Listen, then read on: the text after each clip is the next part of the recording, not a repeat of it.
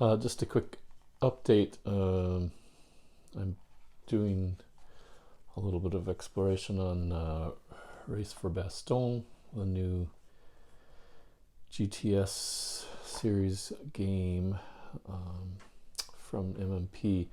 I'm not going to spend a lot of time here, but I wanted to. Well, I'm in the middle of an assault on Wilts. This is just a kind of I mean, they call it a learning scenario, but for me, it's just getting back into the game series scenario so I can get back into the swing of things. It's a very small, just uses this map. This map really isn't used unless you do scenario one or possibly expanding the two big maps, because this is actually the southern edge of the two big maps that actually entail the assault on Bastogne, the surrounding of Bastogne.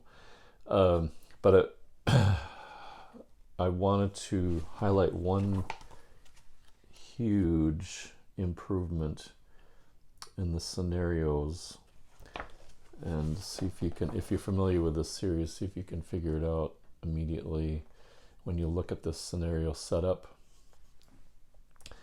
This has been one of my biggest pet peeves with GTS, is the setup for scenarios, because it can take a little bit of time, even if you have things such as I have here separated, all the counters separated, and it's fairly well organized. In spite of that, I think it's sometimes hard to find the right counters, the way they have the scenarios in the setup description in the other games in the series. It can make it kind of tedious, but this is how they changed it, and it's light years better. You can see that they have the setup locations and the units listed, but the biggest difference is these colors on the side that show you what you're looking for in terms of the formations, and it's so much quicker to see, oh, they're all going to be marked black or white or yellow or whatever. In this case, the pink for the Volksgrenadier division,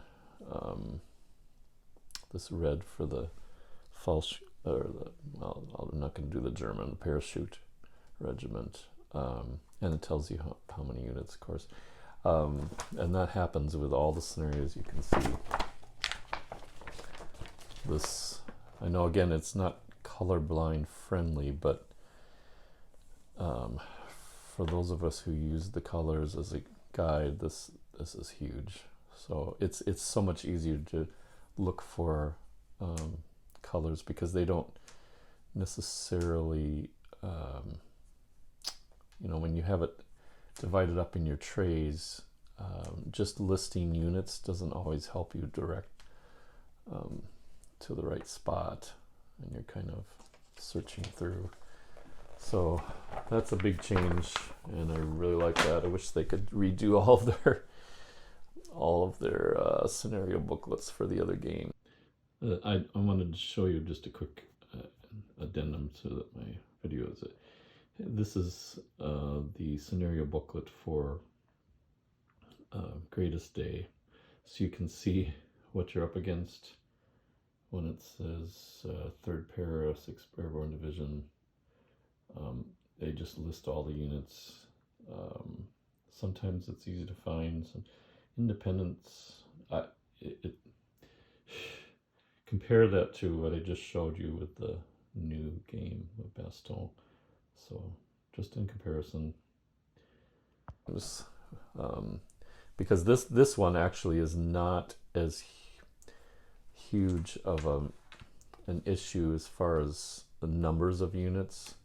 But when you get into Greatest Day and the Bridge Too Far series. No, it's not called Bridge Too Far. Devil's Cauldron, and etc. That there are a lot of units and a lot of formations. So that would be greatly appreciated if somebody wants to get on that. So I'll post some I don't know, thoughts about this system, not the system, this particular game, and some of the things that I've been doing. But just kind of getting started after a long trek with Pacific War. So we'll check in a little bit later with some more stuff on this game. Thanks.